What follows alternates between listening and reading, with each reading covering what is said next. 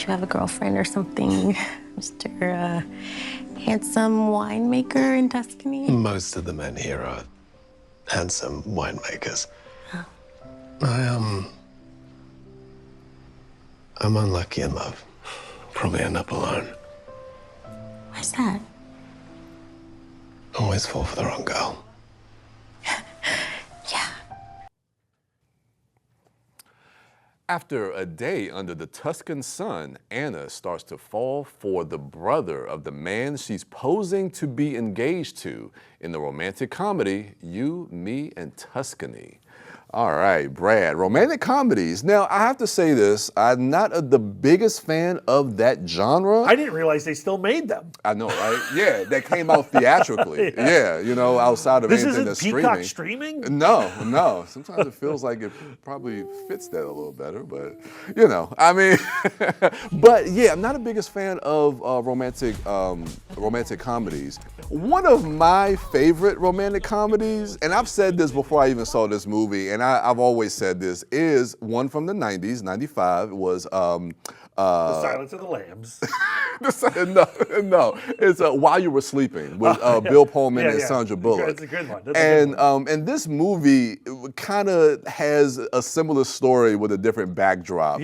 So I was kind of primed for this, you know, with that movie kind of being one of my personal favorite romantic comedies, and this movie kind of following that kind of same narrative beats of that movie. I was like, oh, this is kind of charming. And I like the leads. I thought Halle Bailey and Regé-Jean Page, if I'm saying his name correctly. I thought they were really good I think together. they have great chemistry. I think the acting is solid all around, even like the broader performances from the Italian family. Like, I like this mode.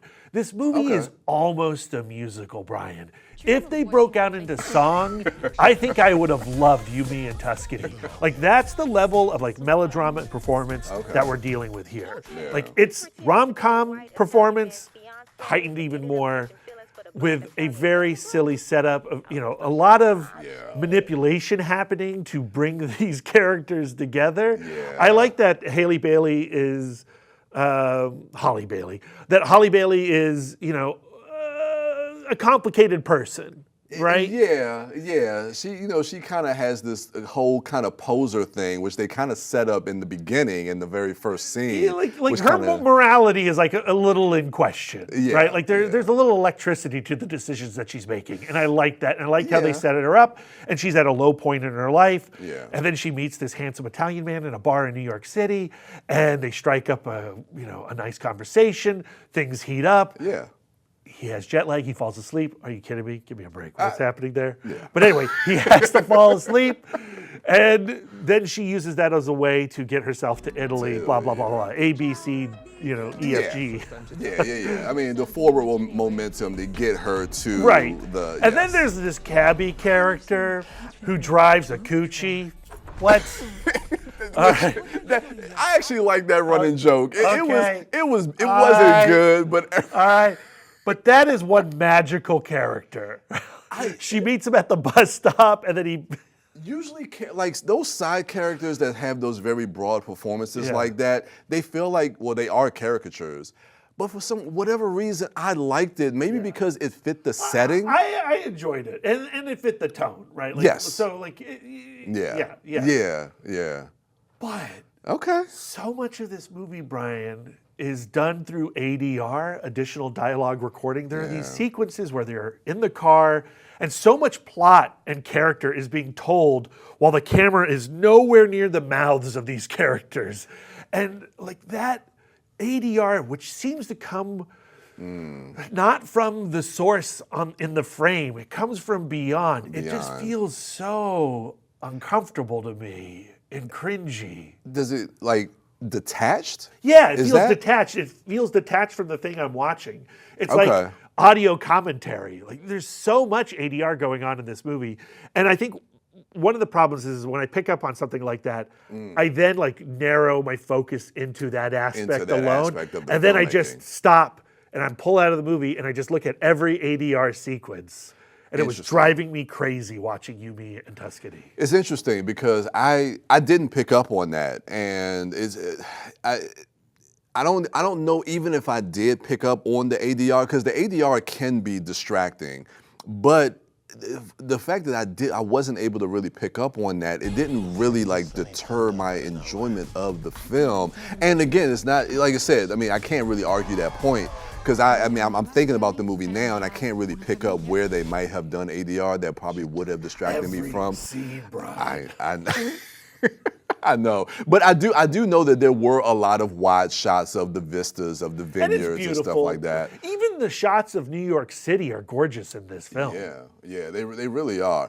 I don't know. I think I really just kind of got swept up in the chemistry. I thought that Halle Bailey and Regé-Jean Page had really good chemistry, and I really kind of got swept up in that. I think that once she kind of gets outed, and I guess this is kind of like, you can't really escape the trappings of a romantic comedy and the tropes and the conventions of that. But I think once she kind of gets outed, they kind of,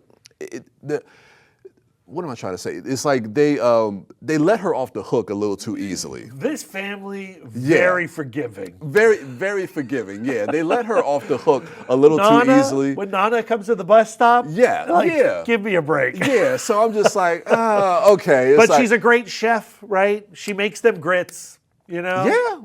And those did look like delicious shrimp and grits. They did look good. They did look good. Good Food porn in this movie. It is. What's your rating for this one? Man, it depends on what day of the week? Well, yeah. I came out of this feeling it was a little too cringe for me. Okay. I want a little bit more for my romantic comedy. I think the chemistry is strong, but it's a B- for me, Bryan. I'm sorry. No. I'm on the opposite side of it. I mean, again, this is not a genre that I really gravitate towards, even though this does have a plot line that's very similar to one of my favorite romantic comedies. Like I said, I felt like I was a little more primed for it, and I do like the cast, and I like the chemistry between the two, and that kind of carried me through. And again, like I said, Italy is one of my dream vacation spots, and so seeing that backdrop of Tuscany, I was in love with it. So it's a B+ for me. Okay, I really enjoyed the movie. I hope you get your Diane Lane vacation. I hope so. I hope I get it soon. All right, so those are our thoughts on You, Me, and Tuscany. If you liked what you just saw, then check us out on YouTube at PGC TV Online. We'll see you at the movies.